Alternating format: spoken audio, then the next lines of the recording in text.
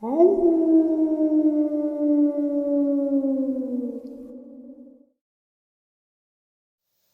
and salutations, everyone. I hope everyone is still doing well, and welcome to, depending on wherever you may live, or however you may look at your clock, this early morning or middle of the night bonus upload.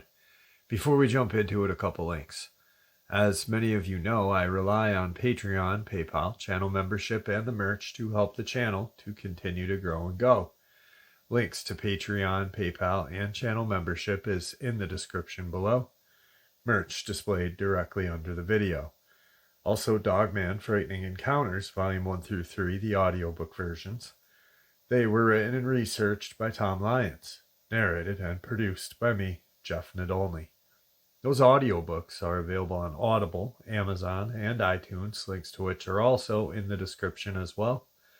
And finally, last but definitely not least, if you'd really like to help support the channel to continue to grow and go, simply subscribe. It does not cost a cent.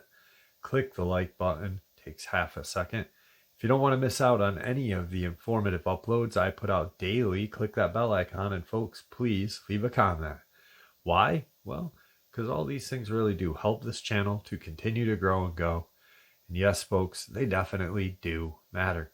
Now, everyone, I have taken far too much of your time. Let's jump into this early morning or middle of the night bonus upload, shall we?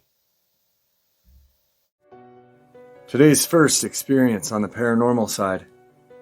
This is not my experience, but an experience of a family friend of ours. It happened probably about 10 years ago, but it is still one of the most terrifying paranormal experiences I've ever heard. My mom had this friend who was the father of a little boy. He was about 5 or 6 at the time of this experience.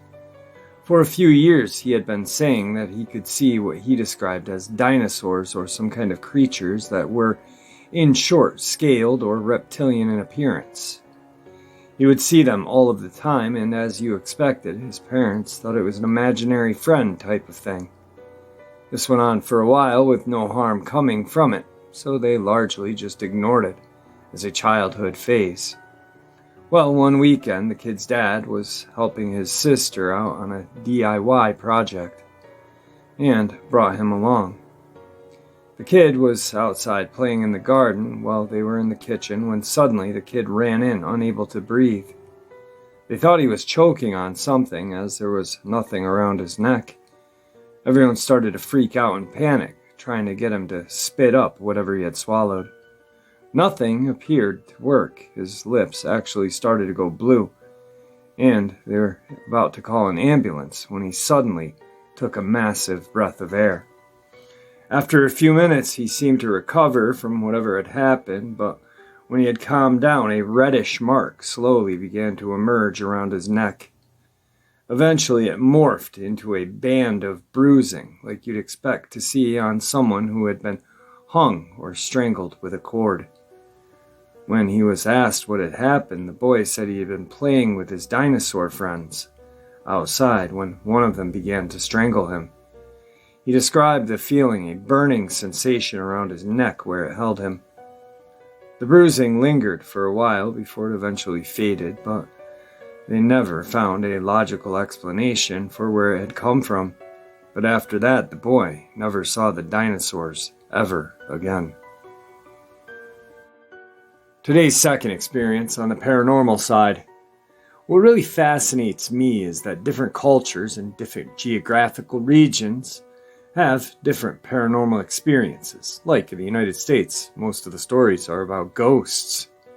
In my country, the Middle East, Islamic religion, I have heard countless stories about demons, which I honestly believe all have a logical explanation, but not one about ghosts.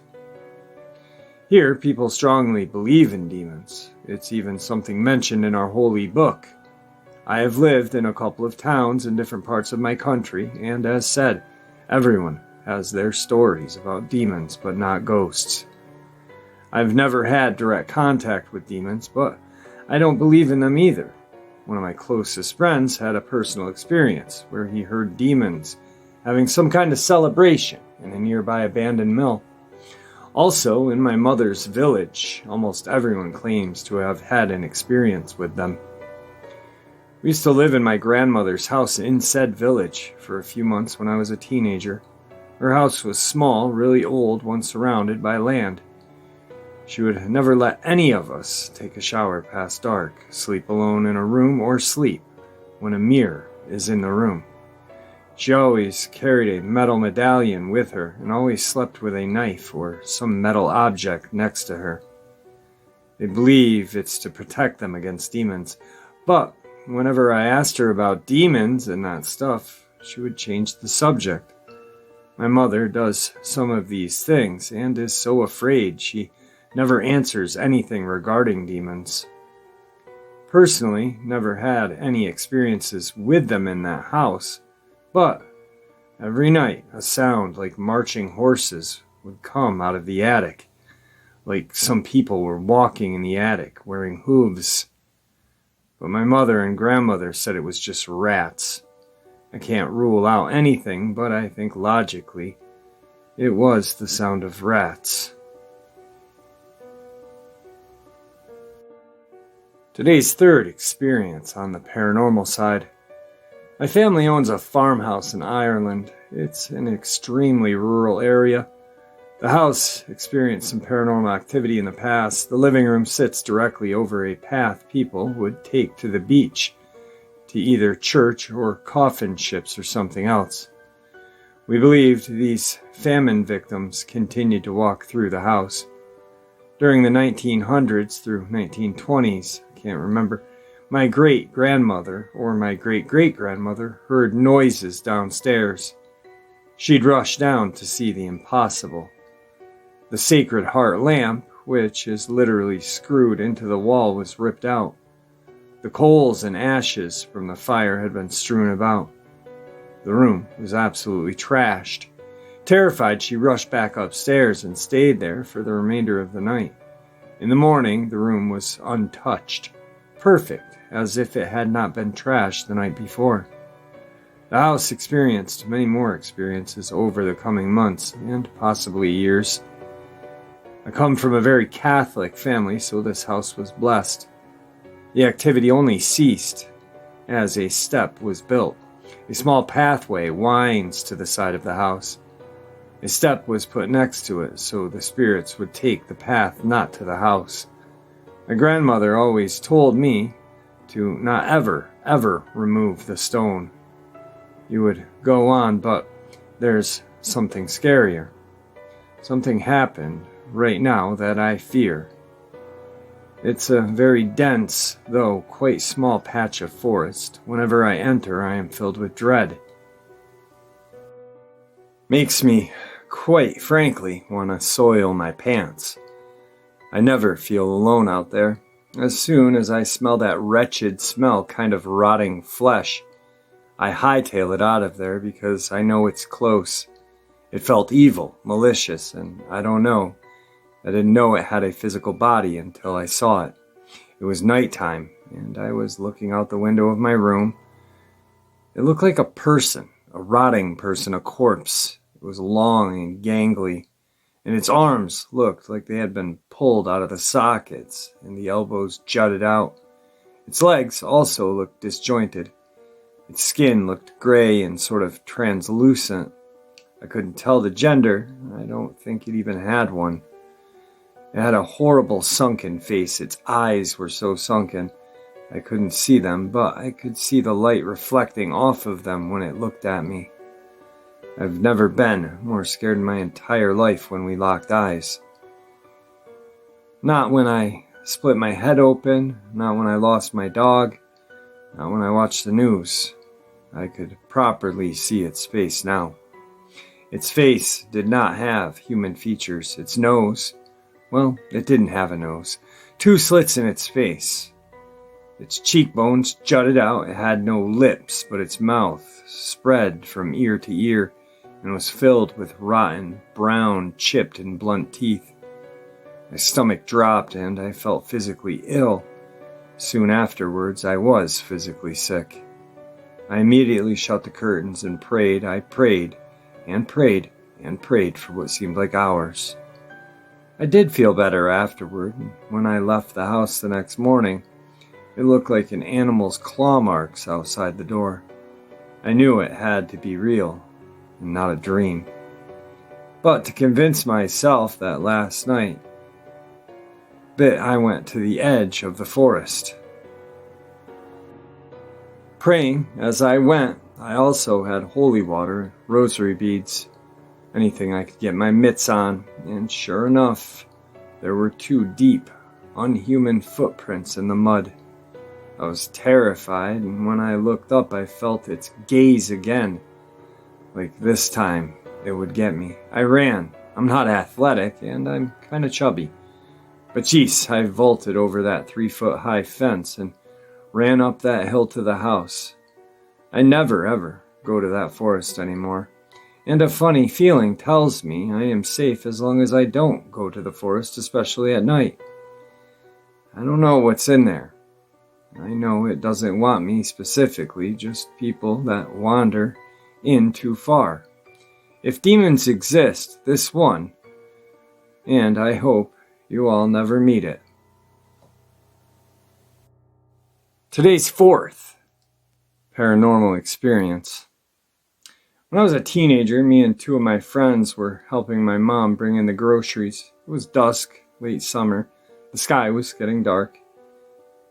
Out of thin air, a massive black dog appears. It was the size of a very, very large wolf. But it was not a wolf, it was clearly a black dog of some sort. It looked very much like the Grim from Harry Potter. It is the closest thing I can describe it to. We all froze and stared at it. It happened super fast. It was just standing there in between us and the car looking at us. What made it a supernatural event was that the dog was a holograph, or at least it appeared that way. The outline of its body seemed to glow and shift, almost like a computer glitch. Its eyes seemed to glow this yellowish light from within. Then it ran straight into the side of the house and disappeared into thin air. Me and my friends all looked at each other and were like, "Did you see that?" Obviously, the black dog is an omen and is popular in European folklore in the United States, but there has been known sightings of great black dogs throughout my country. Today's 5th experience on the paranormal side. This is my first-hand account involving some strange phenomenon I have yet to be able to explain. I'm not from this area in which these strange things occurred. It all started on a Sunday in August of 2013 after myself and my pregnant wife had been to church that morning in Hopkinsville, Kentucky. We decided to take a spontaneous trip. We drove until we ended up in Paducah. Being impulsive, we decided against our initial range and hopped over to Illinois to explore the Shawnee National Forest. We had been driving for about 30 minutes through thick woods when the tree line broke and we came across a little standalone general store attached to a non-operational lodge. My wife and I, of course, had to stop. It was so charming and old. And though it didn't occur to us until later, something was a little off. In the back of the store area, there was a separate unlit room for very old-looking things. There were odds and ends you'd expect to see in a 19th century manner, as well as some very old white dresses for little girls, along with a very old black and white photos of little girls the dresses belonged to. I did not touch anything, and the only thing my wife touched was something resembling a hand mirror. Only in place of reflective glass was what looked like a blackboard. We had a laugh at the strangeness of it and moved on. There was a wooden cutout with a cartoon pig painted on it, and as pigs were my wife's favorite animal, she wanted me to take her picture. I took out my iPhone camera, and as soon as I moved the camera into position, the entire screen turned purple. And the screen split horizontally, for about half a second. I had never seen this happen. I tried to get the camera to recreate the glitch, which it did, but only pointing at the pig. I tried to capture a screenshot, but no luck. I couldn't get it to trigger again. I joked, haha, it's a ghost, and we kept moving on with our day.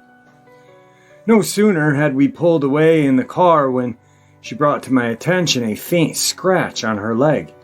I examined it closely and assured her that surely she must have brushed up against something by the river earlier. As we moved through the forest, which was uncannily dark for midday, she told me that she had another scratch near the first one, which definitely had not been there a few minutes ago. She was freaked out, and while I was still dismissive, I was starting to become unsettled. This happened again. We crossed the ferry back to Kentucky. In a bit of a panic at this point, I pulled over and we stared at her leg and watched until 3 admittedly sloppy X's had faded into existence from nothing onto her leg. Now, we had just seen The Conjuring in theaters a few weeks prior and remembered hearing that demons use 3s as mocking the Holy Trinity. While it was some faint, oddly formed scratches, we were deeply horrified. I can attest that these came from nothing with seemingly no cause, the last of which was almost a right angle, totally unnatural looking.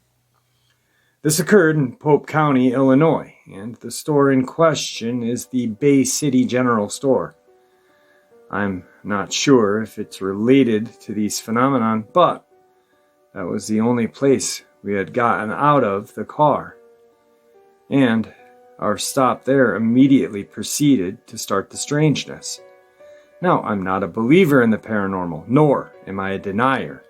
But I know what we saw and experienced that day was 100% real and without reasonable explanation.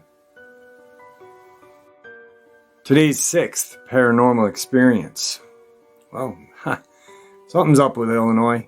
No, I'm just kidding. When I was around 16, I lived in a rural town in central Illinois near Starved Rock and had an experience with an unknown mysterious animal.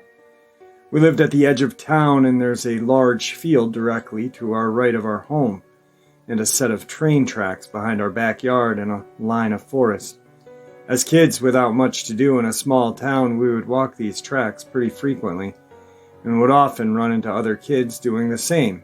It was a pretty cool area actually, with all of the nature and trees, and until that day was even a nice escape to go for a long walk when stressed. Like any other time, we went down the tunnel of trees that led to the little path that would walk us down the embankment before the railroad tracks. We had a normal walk for about 10 minutes from there, just talking, chatting about our boyfriends and what our current favorite memes were. Some really 2011 memes. Once we reached the bridge over the tracks, it was about 3 blocks down from my house. That's when things started to get real strange. I found the carcass of a large 2-foot fish that had obviously been torn into pieces by some predators without much left but bone. Keep in mind that this is a little ways inland, and the river was still a good trek by foot and would require a large animal to carry a fish that size so far. A little down, the breadcrumb trail of white fluff scattered through the tall grass on the opposite side of the tracks. To me, it looked like an animal had been hurt, and me being the animal lover but stupid 16-year-old one, I thought it was a grand idea to keep investigating further. I followed the trail of fluff which led me to a fresh deer leg and nothing else. Just past the deer leg, then about 15 feet or so, I walked directly up the opposite embankment from the original to see a large den-like tunnel. Immediately walking up to it, I felt like I should not be there, and something else felt just the same. I retreated backwards, feeling that I should not turn my back on the den. Scared out of my mind at that point, me and my friend decided it was probably best to get back to, because God knows what else we would find or would find us. It was about 30 minutes before dark. On our way back, though, we were not alone. We heard grass moving on the embankment the whole way beside us on the side that we would have to cross over to get to my yard. You could hear it slowly and deliberately moving through the grass, and every now and then a few rapid ones. If we moved quicker, we felt hunted.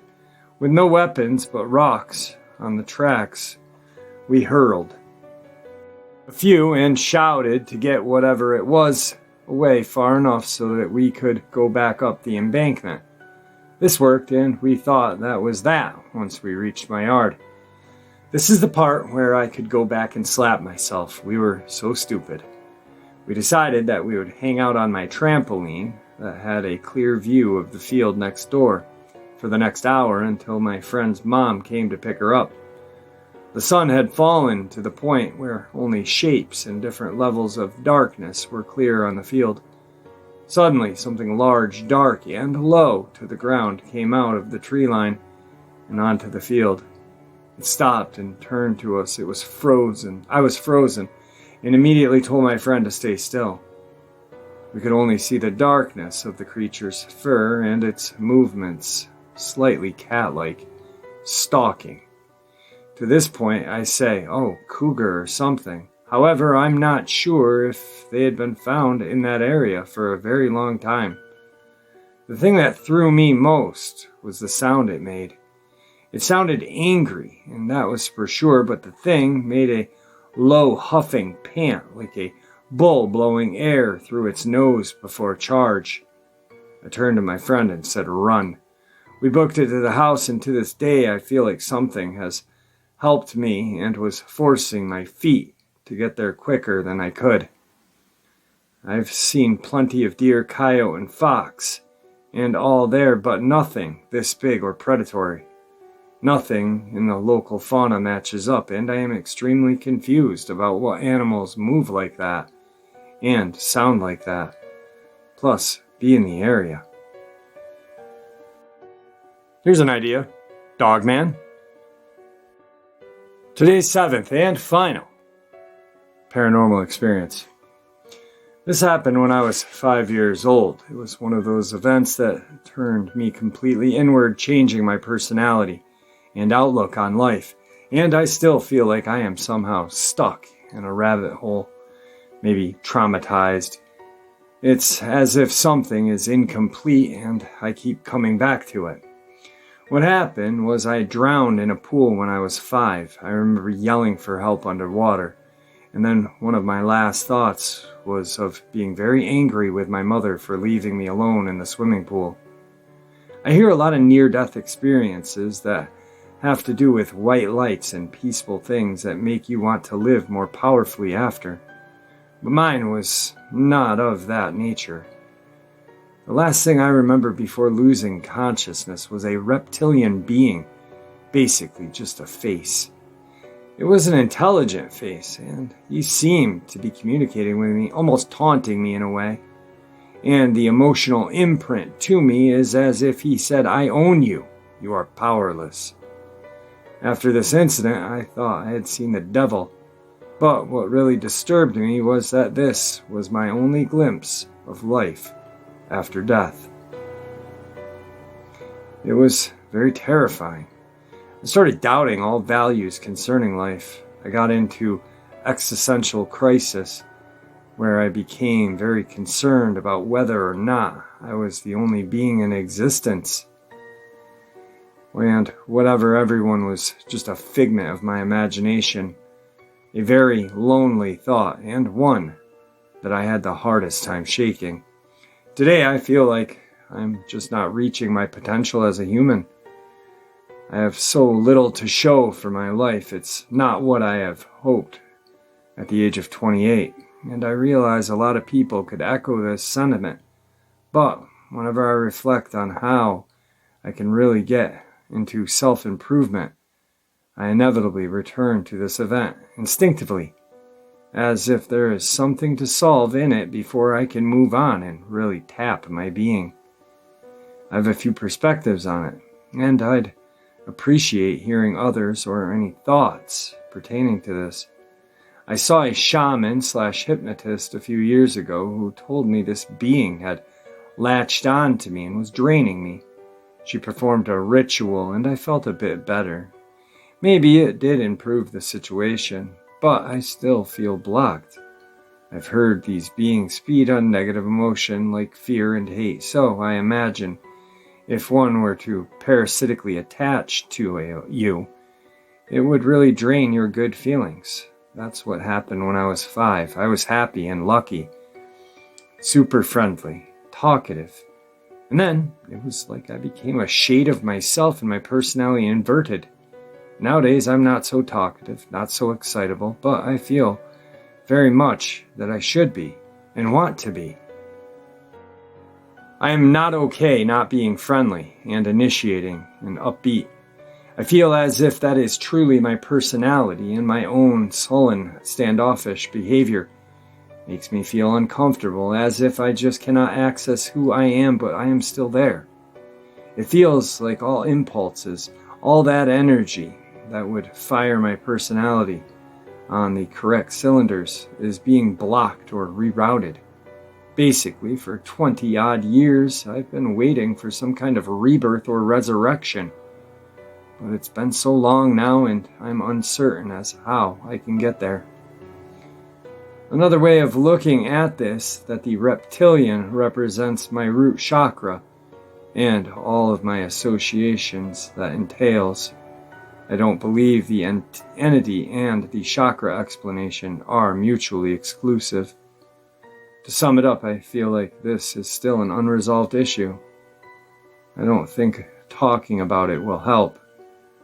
I don't know what will help. I think I have to unlock something energetically, but don't know what. Or maybe I have to internalize this or externalize it, or just see it for what it is, so that it can be comfortable with my own internal energy.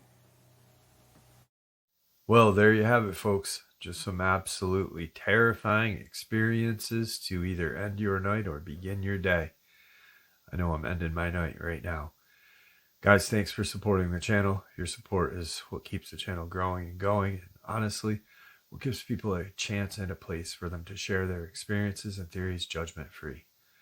Everyone stay safe, happy, healthy, and ever vigilant, keeping an eye on our kids, our pets, our family and friends. These creatures are real, they're out there, and they're dangerous. Share this information with those you love and care about. It may just help save their lives someday.